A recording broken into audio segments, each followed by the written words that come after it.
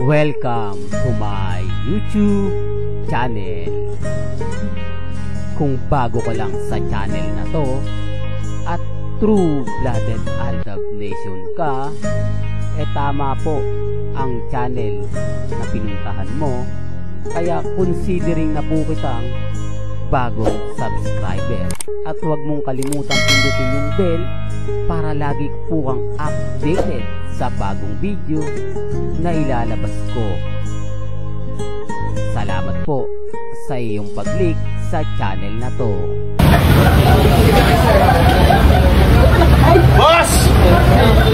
Let's go, boss! Morning. Do your breakfast, sir? Thank you po.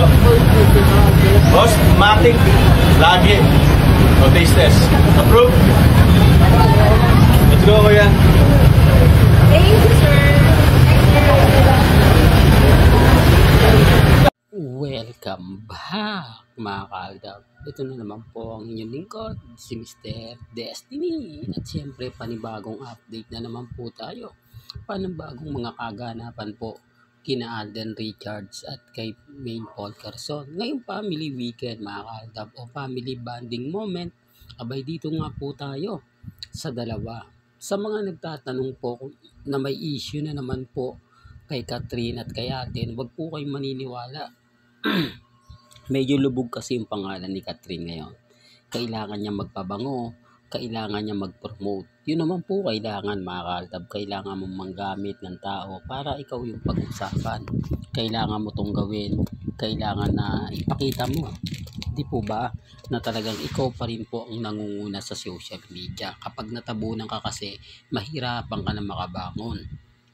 Halimbawa, mga kaaldab, kapag hindi ka na pinag-uusapan, pinagpipiestahan, medyo yung karir mo lumalaylo na. Hindi, real talk to. Tignan nyo po yung mga artista ng GMA Kapuso. Kapag hindi na po sila napa-front page sa unang hirit, sa 24 oras, sa saksi, sa balitang tanghali, gumagawa po sila ng paraan. Gumagawa po sila ng mga rason, dahilan para sila po yung pag-usapan.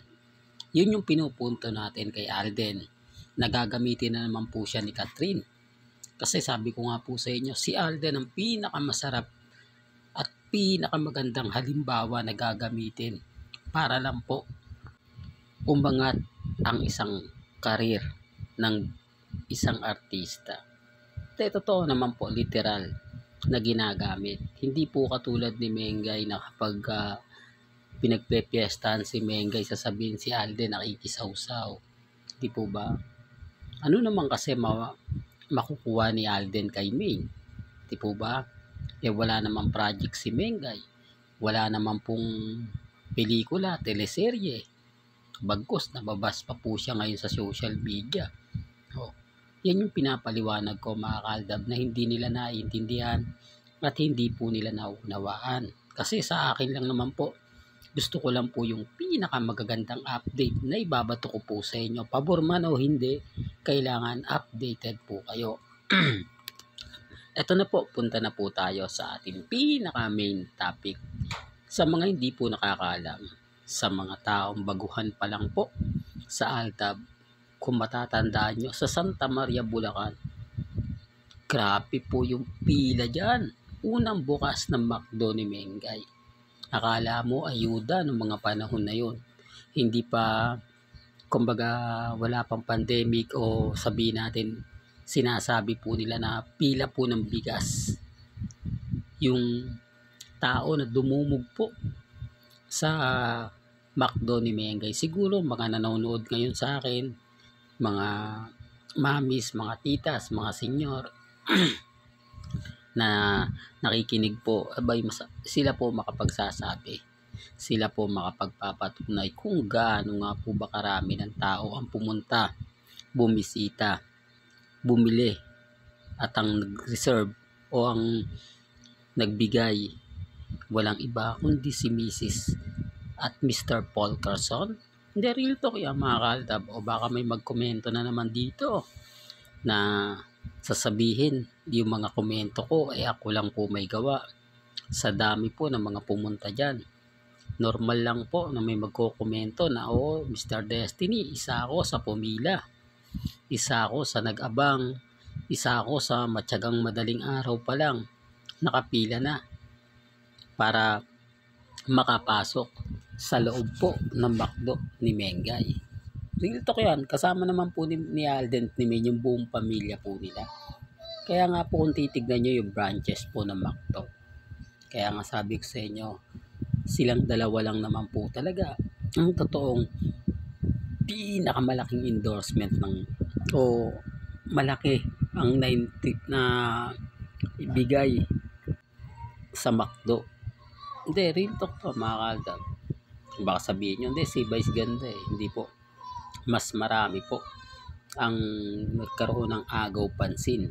O si Mengay nagkaroon ng branch. Si Alden branch din.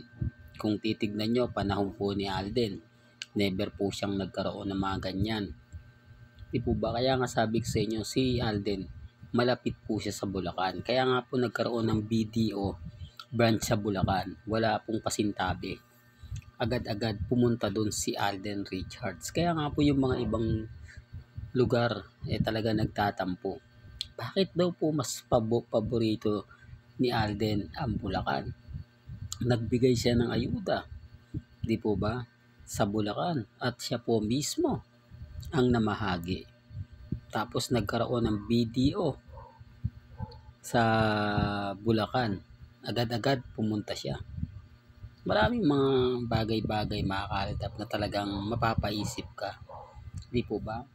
Pero syempre sa Aldab Nation, sa atin, alam na natin yan kasi taga doon si Mrs. eh.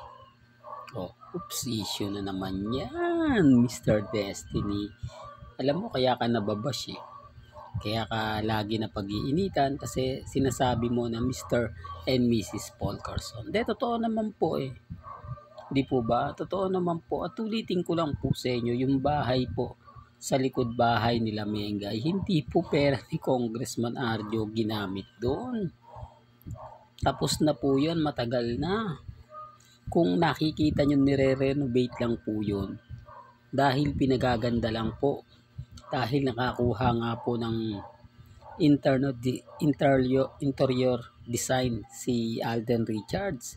Siyempre, kailangan pagbago yung bahay niya. Lahat, di po ba? O, kaya nga sabi ko sa inyo mga kaaldab, may mga bagay-bagay po na masarap sabihin, masarap ipaliwanag, pero sa mata ng mga bitter po sa atin, although nabawasan na sila kasi hindi na po siya ganun karami, di po ba? Hindi na sila ganun ka tindi. Sabi nga sa akin, ilaglag mo na yan si Mengay, ganito ganyan. Hindi po. Hanggang sa uli, magkakampi pa rin po kami. Kumbaga hindi ko yan iiwan kahit sabihin ng mga army na wala na, ganito ganyan. Di po. Antayin nyo na lang po yung hiwalayan. I-anunsyo na po yan. Malapit lang. Hindi lang bukas sa makalawa. Po ba? Dahil nararamdaman na po natin. Hindi lang po ako, kundi ang buong fandom. Sa dami ng mga bali-balita ngayon, sa dami ng mga naglalabasan ngayon, hindi nyo po pwedeng sabihin na hindi yan totoo. Although hindi kayo updated, po ba? Although hindi kayo nanonood sa Instagram, sa TikTok, di po ba, sa Facebook. Ultimo sa YouTube po, pinagpepiestahan yan eh. Ultimo mga komento ng live sa 8 Bulaga. Although pag sinasabi niyo po kasi, ito yung pagkakaiba pag sa TV lang po kayo nanonood. Hindi nyo mababasa yung mga komento. Wala po kayong may kita ron. Di katulad ng live sa YouTube. Sa YouTube po kasi may kita mo doon yung mga komento, makapagko-comment ka, wag lang basta pumasa sa community standard, po ba? Lahat mababasa mo, lahat may kita mo. Real talk yan mga kaaldab.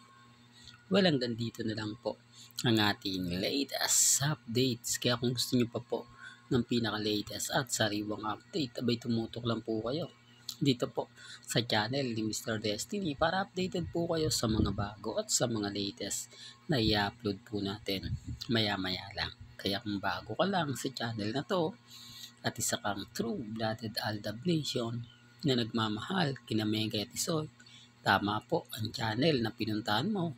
Kaya consider na po kitang bagong subscriber. At huwag mong kalimutang i-share ang mga video po natin sa mga mamis, sa mga titas, at sa mga senyor. Hanggang sa muli. Salamat po sa panonood at pakikinig.